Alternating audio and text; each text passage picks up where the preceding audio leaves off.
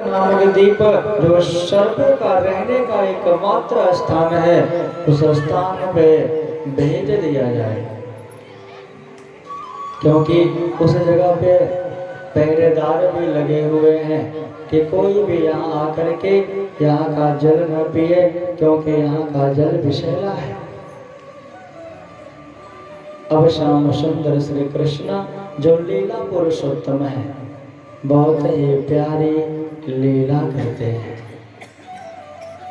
एक दिन श्याम सुंदर श्री कृष्ण ग्वाल वालों से कहते हैं कि हे ग्वाल वालों, आज कोई भी वृंदावन में गौओं को लेकर के नहीं जाएगा।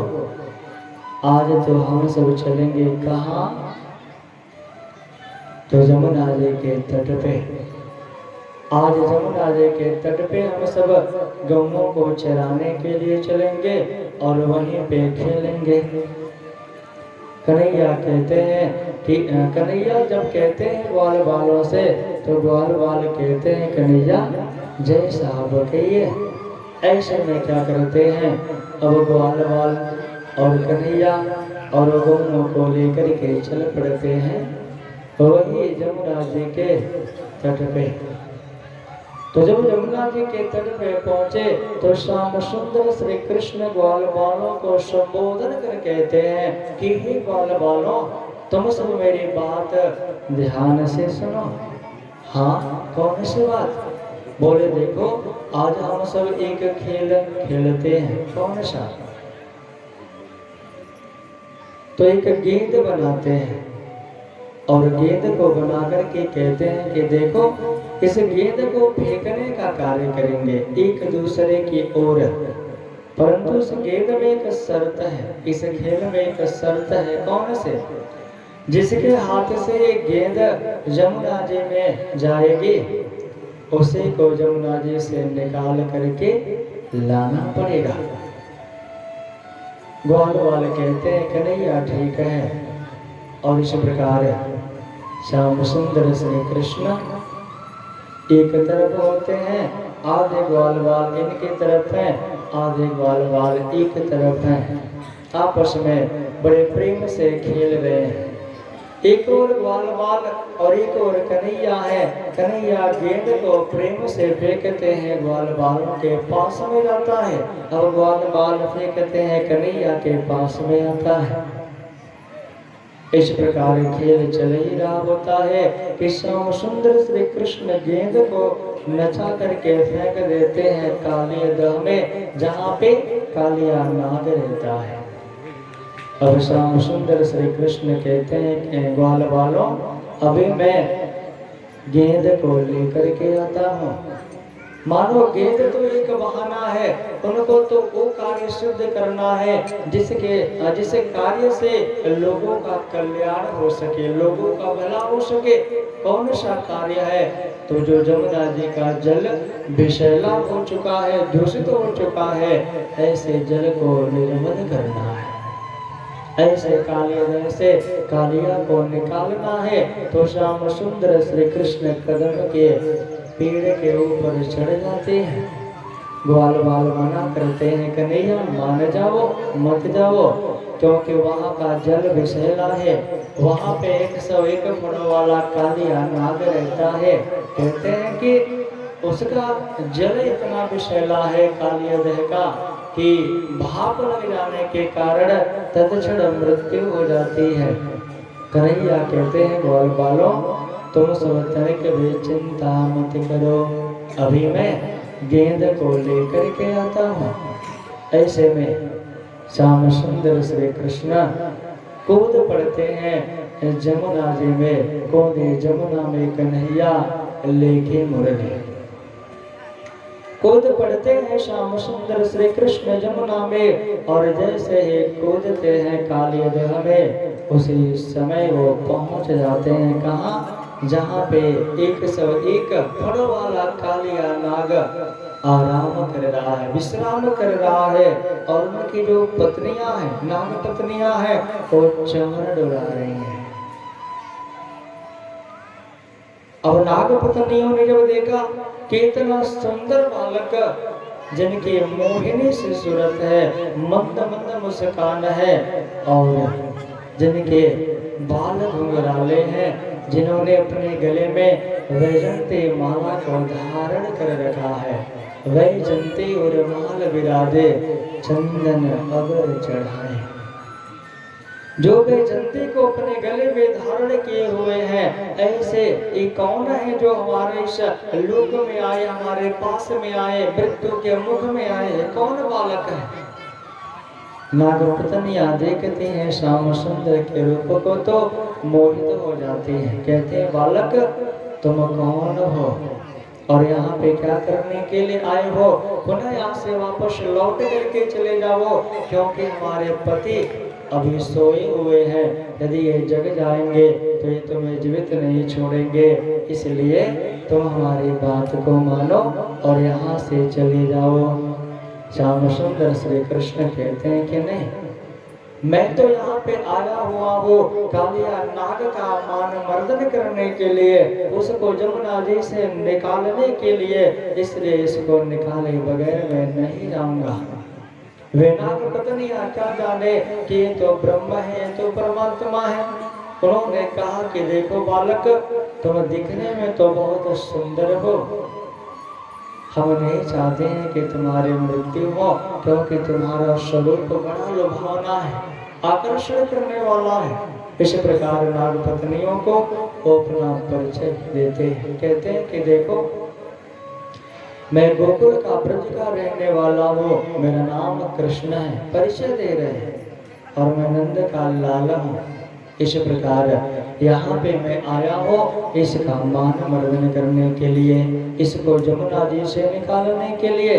अब एक और नागपत्नियां प्रार्थना करती हैं कि चले जाइए, हम नहीं चाहते हैं कि कालिया नाग जगे, क्योंकि एक तमोगुणी है। स्वभाव ही इसका ऐसा है कि ये आपके ऊपर विष का प्रहार करेगा। परंतु श्याम सुंदर श्री कृष्ण कहाँ जाने वाले हैं?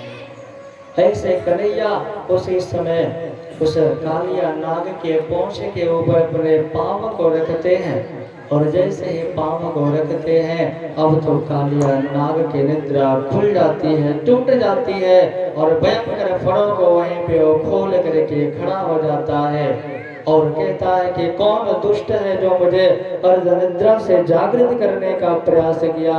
तत्क्षण भगवान के समक्ष वो कालिया नाग 101 फणों को खोल करके खड़ा हो जाता है।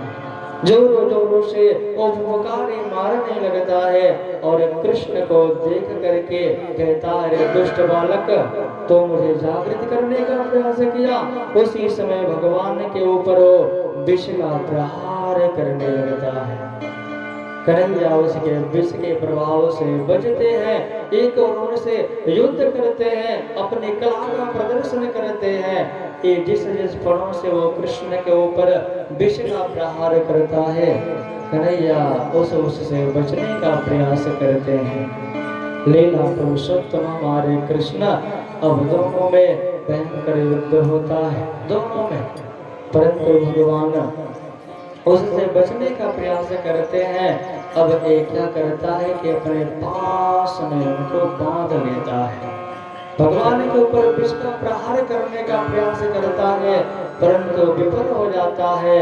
उसमें वो विफल हो जाता है, ऐसा नहीं कर पाता है। अब भगवान उसके पास से अपने आप को छुड़ा करके कालिया नाग के फणों के ऊपर चढ़ जाते हैं, और जैसे ही कालिया नाग के फणों के ऊपर चढ़ते हैं, तो जिस फण के द्वारा वो कृष्ण के ऊपर विष का प्रहार करना चाहता है, उसी फण के ऊपर अपने पांव को रख करके अब श्याम सुंदर श्री कृष्ण नृत्य करते हैं। उस नृत्य को जब वही सुरदाप जी ने देखा, तो बड़े भाव से वहां पे अपने भाव को प्रकट करते हुए कहते हैं, तांडव गति मुंडन पे नाचत गिरधारी, तांडव पे नाचत गिरधारी, तांडव पे नाचत गिरधारी। बम बम पग पटकत बम बम मन ने परत बिम बिम बिम करत नाग बधुहारी, नाग बधुहारी। तांडव पे नाचत गिरधारी, तांडव पे नाचत गिरधारी। सदिक सदिक सनकादिक, सदिक सदिक सनकादिक, नंदन नारद मुनि मम मम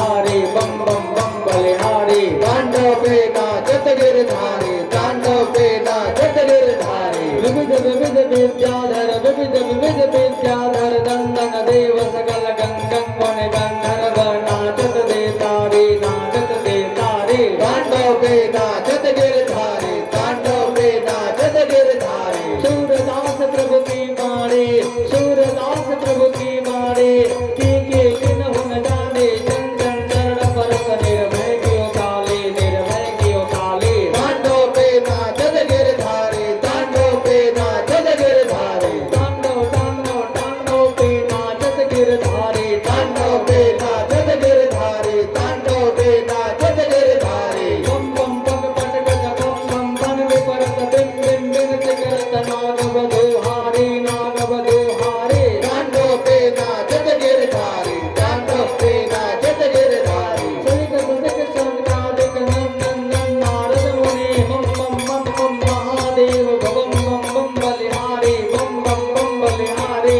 तांडव पे नाचत गिरधारी तांडव पे नाचत गिरधारी विविध विविध विद्याधर विविध विविध विद्याधर दंदन देव सकल गंगन मुनि गंधर्व नाचत देतारे नाचत देतारे तांडव पे नाचत गिरधारी तांडव पे नाचत गिरधारी सूरदास प्रभु की मारे सूरदास प्रभु की मारे की हुन जाने चंचल चल परस निर्भय क्यों काले निर्भय क्यों काले तांडव पे नाचत गिरधारी तांडव पे नाचत गिरधारी तांडव गति मंडन पे नाचत गिरधारी तांडव गति मुंडन पे नाचत गिरधारी तांडव गति मुंडन पे नाचत गिरधारी नाचत गिरधारे हो नाचत गिरधारे नाचत गिरधारी ओ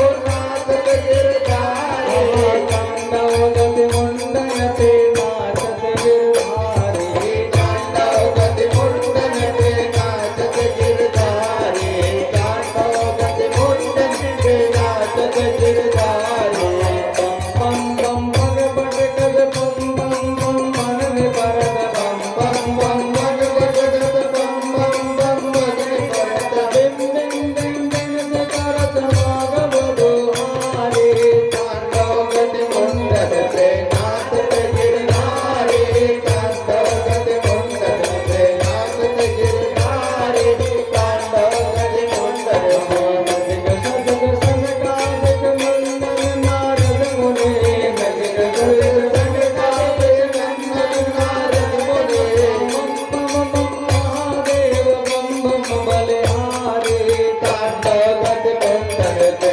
नाचत गिरधारी तांडव गति मुंडन पे नाचत गिरधारी तांडव गति मुंडन पे विविध विविध विद्याधर दंदन दम देव सकल विविध विविध विविध विद्याधर नंदन धन देव सकल विविध विविध विद्याधर दंदन दम देव सकल विविध विविध विद्याधर नंदन धन देव सकल गम गम गम मुनि गंधर्व नाचत देता तांडव गति मुंडन पे नाचत गिरधारी तांडव गति मुंडन पे नाचत गिरधारी तांडव गति मुंडन पे सूरदास प्रभु के मारे सूरदास प्रभु की कारी आके के न हो न जाने गिरगिर न हो न जाने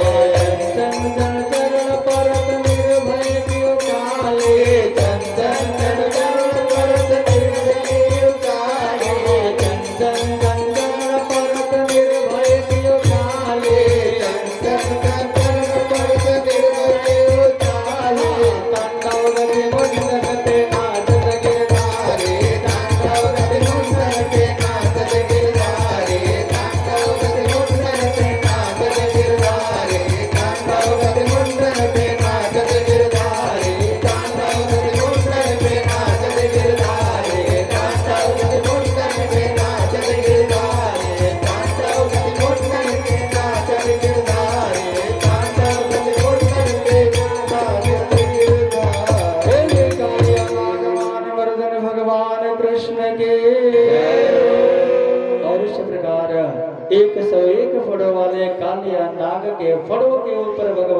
चढ़ जाते हैं।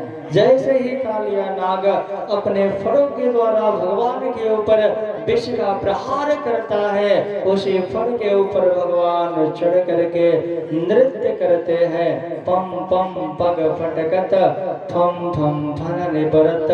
जैसे जैसे कालिया नाग अपने फड़ों के द्वारा भगवान के ऊपर विष का प्रहार करता है, वैसे वैसे भगवान उसके फड़ों के ऊपर अपने चरण को रख करके नृत्य करते हैं। कालिया नाग की पत्नियां हाथ जोड़ करके प्रार्थना करती है, हमारे पति को छोड़ दीजिए। ऐसे नृत्य को देखकर ससिक शशिक सनकादिक ऋषि महादेव जी, यहाँ तक कि देवता भी सबके सब ऐसे दृश्य को देख करके मोहित हो जाते हैं। मम मम महादेव बम बम बम बलिहारी, ऐसे छवि के ऊपर अपने आप को बार बार बलिहारी यानी कुर्बान कर देते हैं, न्यौछावर कर देते हैं।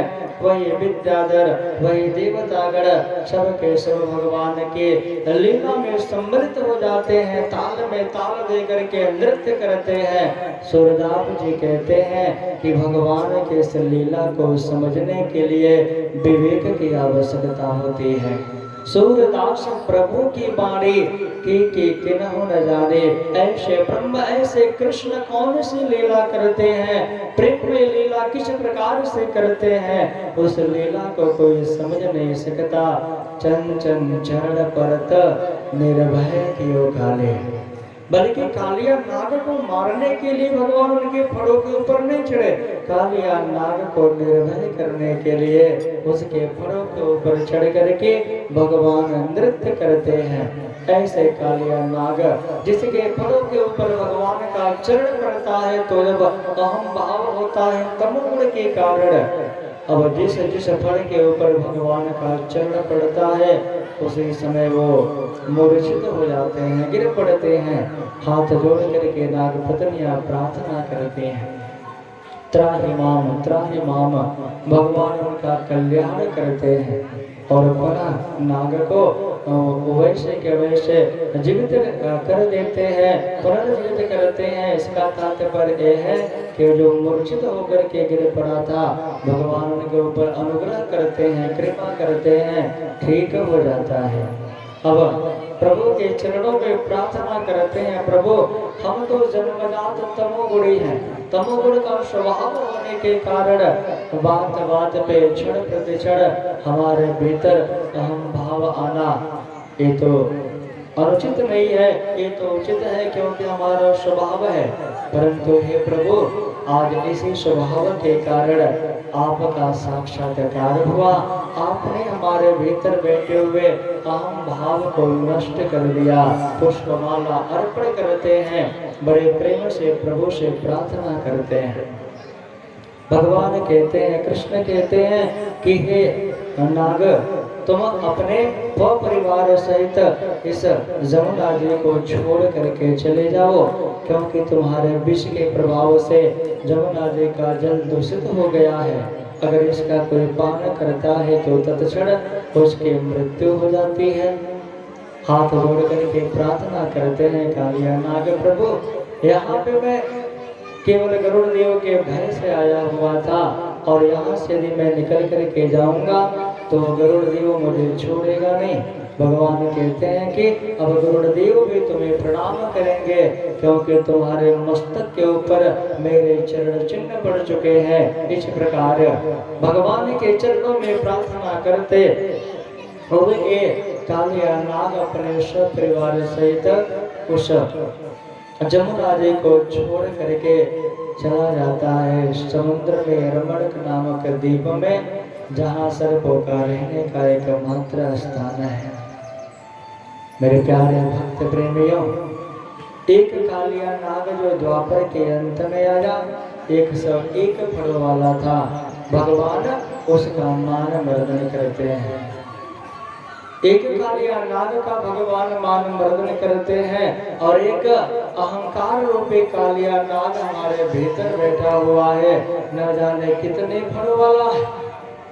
एक अहंकार रूपी कालिया नाग हमारे भीतर बैठा हुआ है। इस अहंकार रूपी कालिया नाग को नष्ट करने के लिए हमें कृष्ण के शरण को ग्रहण करना पड़ेगा, उनके शरण परम आवश्यक है। इसलिए मेरे प्यारे भक्त प्रेमियों, भगवान पुनः